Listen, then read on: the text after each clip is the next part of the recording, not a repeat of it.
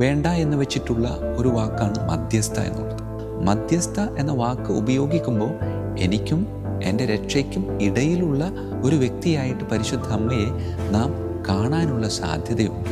എനിക്കും എൻ്റെ രക്ഷയ്ക്കും ഇടയിലുള്ള, അല്ലെങ്കിൽ എന്നെ സ്വർഗത്തിലേക്ക് കയറ്റാനുള്ള ഒരു മധ്യസ്ഥയായി പരിശുദ്ധ അമ്മ വ്യാഖ്യാനിക്കപ്പെടാനുള്ള സാധ്യതയുള്ളത് കൊണ്ടും പരിശുദ്ധ അമ്മയിൽ ഓരോ വിശ്വാസിയും തട്ടി നിൽക്കാനുള്ള, അതായത് അപ്പുറത്തേക്ക് പോകാതെ രക്ഷ പ്രാപിക്കാതെ അവിടെ തന്നെ നിലനിൽക്കാനുള്ള സാധ്യത ഉള്ളതുകൊണ്ട് പരിശുദ്ധ സിംഹാസനം പ്രഖ്യാപിച്ചിട്ടുള്ള സുന്ദരമായിട്ടുള്ള ഒരു രേഖ മാത്രമാണ് മാത്തർ പോപ്പുളി ഫിദലിസ്.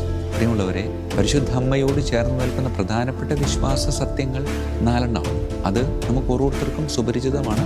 ദൈവമാതൃത്വം, നിത്യകന്യകാത്വം, അമലോത്ഭവം, സ്വർഗാരോപണം. ഈ 4 വിശ്വാസ സത്യം.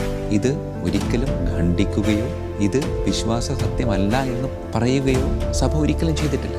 ഈ ഒരു രേഖയിലൂടെ ഒരു വിശ്വാസ സത്യവും വിശ്വാസ സത്യമല്ല എന്ന് പ്രഖ്യാപിച്ചിട്ടില്ല. മറിച്ച് വിശ്വാസ സത്യത്തിലേക്ക് സഹരക്ഷക എന്ന ഒരു പദവി കൂടെ കൊണ്ടുവന്നുകൂടെ എന്ന് കാലങ്ങളായി ചോദിച്ചു കൊണ്ടിരുന്നവർക്ക് ഒരു മറുപടി മാത്രമാണ് ഈ ഒരു രേഖ എന്ന് ചിന്തിച്ചാൽ ഒരു പ്രശ്നമില്ല എന്നുള്ള. പ്രിയമുള്ളവരെ, മറിയത്തിൻ്റെ വിശുദ്ധിക്ക് കോട്ടം വരുത്തുകയോ മറിയത്തിൻ്റെ പ്രാധാന്യം ഇല്ലാതാക്കുകയോ മറിയം നമ്മെപ്പോലെ സാധാരണ ഒരു വ്യക്തിയാണ് എന്ന് പ്രഖ്യാപിക്കുകയോ ഒരിക്കലും ഈ ഒരു രേഖയിലൂടെ വത്തിക്കാൻ ചെയ്തിട്ടില്ല എന്ന് അടിവരയിട്ട് നാം ഓരോരുത്തരും വിശ്വസിക്കണം.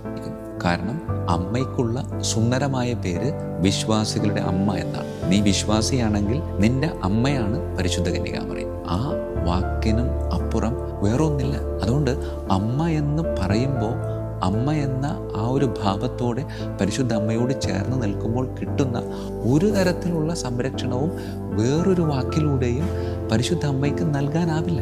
അതുകൊണ്ട് ഏറ്റവും കൂടുതൽ പ്രാധാന്യം കൊടുക്കേണ്ടത് അമ്മ എന്ന ആ ഒരു ഭാവത്തിനാണ് എന്ന് പരിശുദ്ധ സിംഹാസനം ഈ ഒരു രേഖയിലൂടെ നമ്മെ ഓരോരുത്തരെയും പഠിപ്പിക്കാൻ ആഗ്രഹിക്കുകയാണ്. അതുകൊണ്ടാണ് ആ രേഖയുടെ പേര് തന്നെ മാത്തർ പോപ്പുളി ഫിദലിസ്, വിശ്വാസികളുടെ അമ്മ. അതെ, ഞാൻ വിശ്വാസിയാണ്, എൻ്റെ അമ്മയാണ്.